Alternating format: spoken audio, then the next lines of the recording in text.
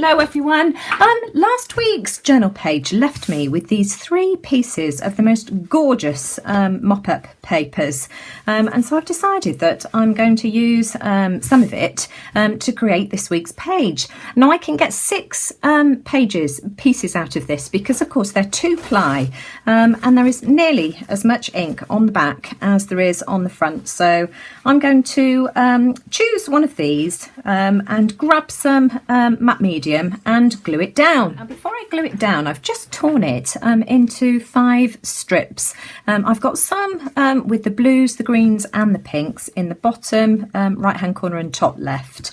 Then I've got some of the more subdued ones with just the pink and the blue. I think those were the ones probably that I used to create the butterflies, and then a piece that I can use in the middle. So I'm just going to glue that down with some matte medium. The paper's glued down and already this page just looks so pretty. I just absolutely love the colours on this. And I've decided I'm going to add some stenciling. I've got my peacock feather stencil and some acrylics in this pale blue, which is sky blue light, and a brilliant purple. So I'm just going to put some of these down on my mat. I don't want too much. And then some of the purple, and oh, I've got no sponges. Right, okay, I'm going to do it with my fingers. Why not? And let's see what we end up with. Let's try to do this without smudging it all underneath the stencil. I better hold it on quite tight. See if this, I don't lift it up because I don't want to see. I've got matte medium on this, so if I've made a horrible mess, I can always wipe it off. And I think I'm going to come in there with some of the purple over the top as well, and try and blend it. There we go, and we'll see how that looks. Peel it up gently. Oh, I quite like that. Right, I'm going to give this a wipe, and then we'll do the same thing on the bottom. In fact, I think I'll have some over here. I'll do it in 3s, and then some. Yeah, that sounds like a plan.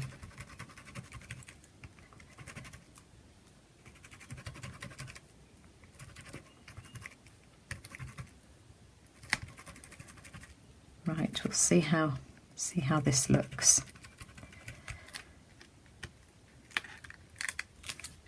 Yeah, I like that. I mean, it's smudged a bit, but that's fine. It doesn't really matter. And then I'm going to add some more down here. Still need more paint. It's better to keep adding it than wasting it. Oh.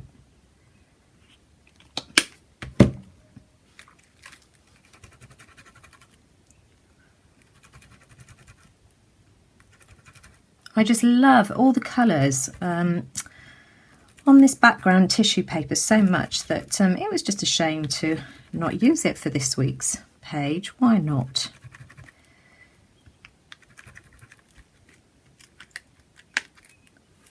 Yeah, you see, I'm happy with that. Right, let me clean up to show you a new technique which I have just discovered purely by accident, just doing my cleanup. I was wiping my stencil off on my mat, and of course it was leaving an impression behind. And you can monoprint with this if you then, this is just a piece of scrap mixed media paper, rub your paper in. In fact, it worked better on this paper here. Can you see that? I've probably got the camera a bit close, but how cool is that? Whoopsie daisy, I've just knocked the camera. Let's see if we can get the rest off. And then you can just put your stencil back over the top and get the impression from the other side, and I just think that looks absolutely fabulous.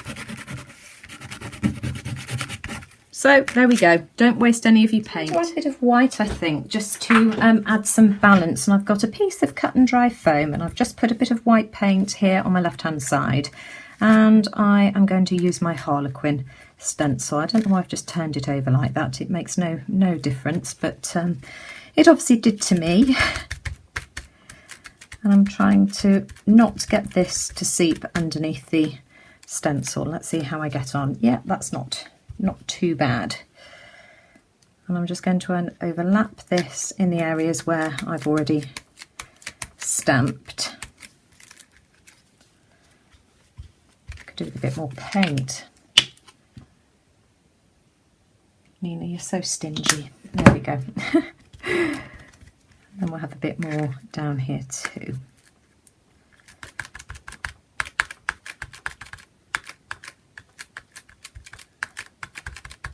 There we are.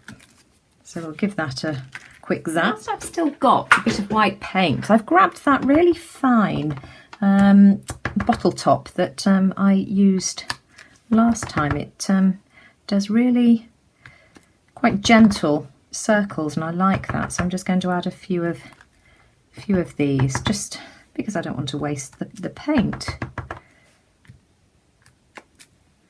I like that. I like the way it overlaps as well. I just think that looks nice. I think we'll have one overlapping here. I don't want to go too mad.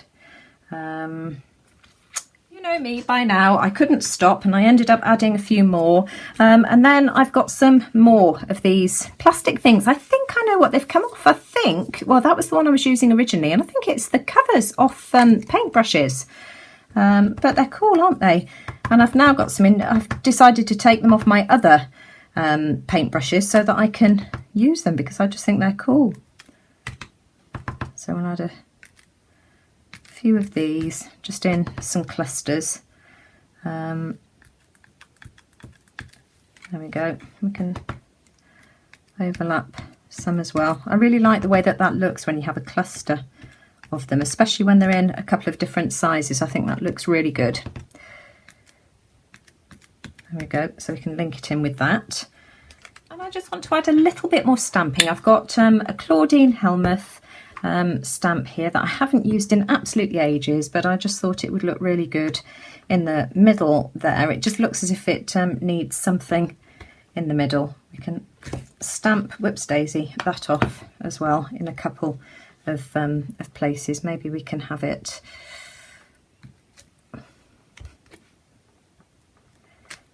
go, maybe over there too. That's fine.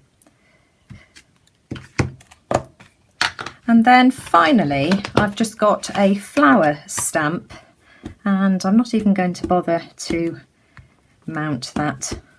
I'm just going to come in a couple of random places and just put some ink down, and I think I am going to leave that be. I don't want to sort of busy it up too much. Perhaps I want to put some in the middle as well. And then finally, whilst I've got it, I've got my Harlequin stamp. I just feel as if I want just a little bit more interest in the centre, so we'll just add a few random bits. There we go. I think I'm happy with that now. I've dried it and I love the way that looks, but I do want to try and pull in a little bit more of this green. So I've got some of the cracked pistachio, again in the Distress Oxide. I just think the Distress Oxides work really well as stamps, and I'm going to overlap where I've got some of these white Harlequins. I'm not pressing down hard enough here. There we go, that looks better.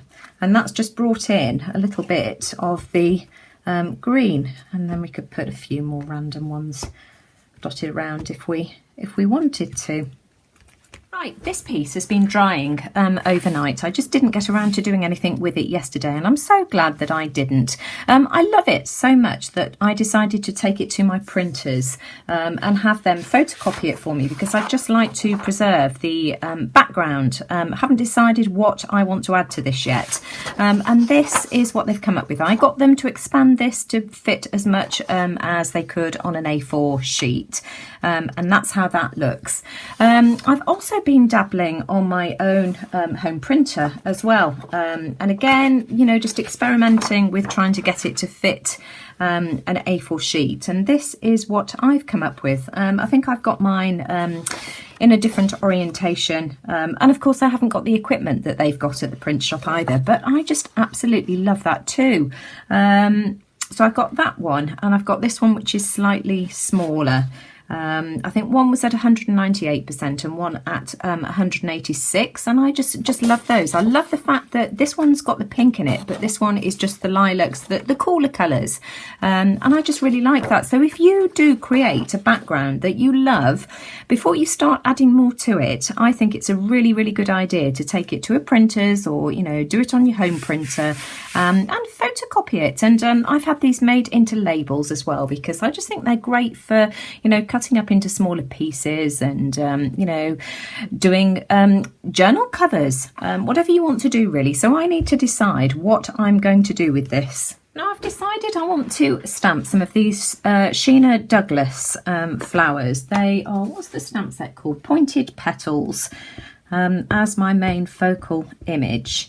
So I've got my Wilted Violet Distress Oxide inks, and I'm just going to stamp a couple. Let me have a look. Where do I want it to go? There. So I'm going to stamp that. There we are. Wipe that off. And then I've got a smaller one here from the same set. So I'm going to stamp that as well.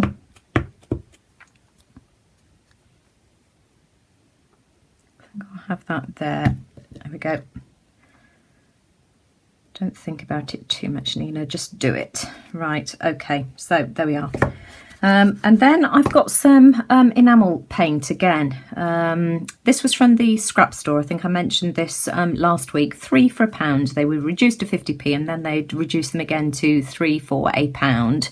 And these are quite translucent, and I've watered some down, and I'm just going to go over my stamp. That's why I'd use the Distress Oxides, because of course they are water reactive, not permanent, so hopefully you won't be able to see. And I'm just going to go over the stamp like this and create an outline for my flower. I want something quite subtle for this. I don't want to do anything too overbearing. So I've carried on, filled in my flowers, and now I've got my white Stabilo All pencil, and I'm just going to go round the outside of the flowers, and then I shall activate this with water. That's how that looks, but I still feel it needs a little bit more, and so I've got my really fine graphic line marker. This is the 0.05, and I'm going to add some scribbly lines. I'm going to do that off camera though. Okay, so I've just added my scribbly lines, added a few swirly leaves as well, and I just want to come over with, I've got my Prima oil pastels here, and I just want to add a bit of highlights, and I'm going to blend these as well. Let's add a bit of the purple, and then I'm just going to blend this with my finger.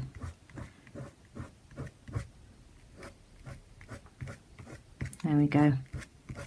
And I just like the way that looks. Now I just really like the way that looks, and whilst I've got my Prima pastels out, I think I am going to add a border with the blue. Let's try it on one side first and see how that looks, just because I just like the brightness.